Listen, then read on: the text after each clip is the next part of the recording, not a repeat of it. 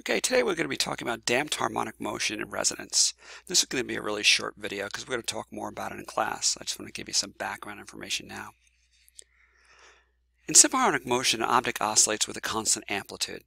So in other words, you pull a pendulum back 10 degrees.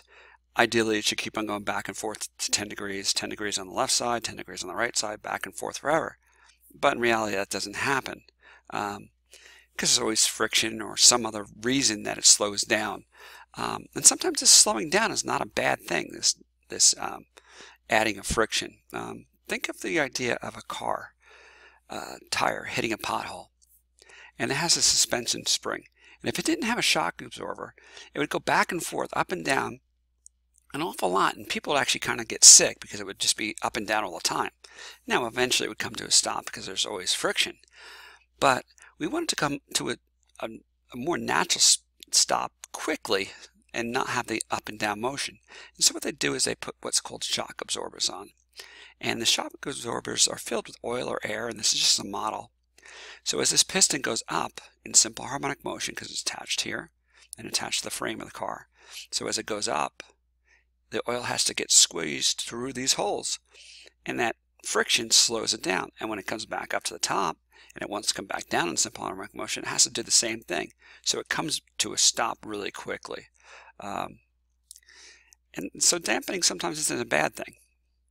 And this is referred to damped harmonic motion. Your book talked about a bunch of different types of dampening, and I'm not going to really go into it that much because I didn't think it would be that important to know for this AP exam. Okay, here we have a mass in a spring. It's moving back and forth.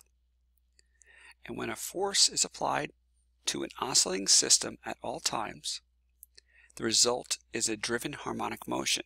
So what does that actually mean? Here, the driving force has the same frequency as a spring system and always points in the direction of the object's velocity. All right, so let's say the velocity is moving this way. It has a little force acting on it. It's driving it at the same direction the velocity is going. And here the driving force is going against the spring, or pulling in with the spring. So that's actually driving it back and forth.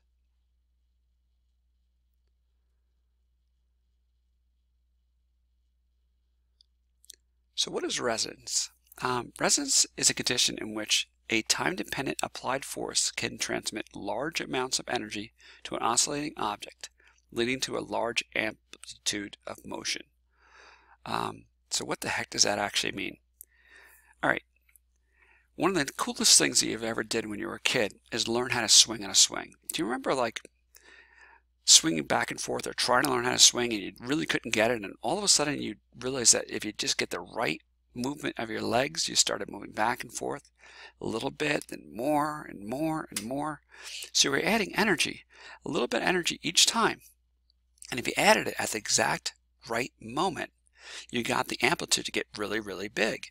And it was really kind of hard to figure out how to do that when you were a little kid because you kept on moving your legs back and forth, and you know, it wasn't at the right driving frequency. Okay?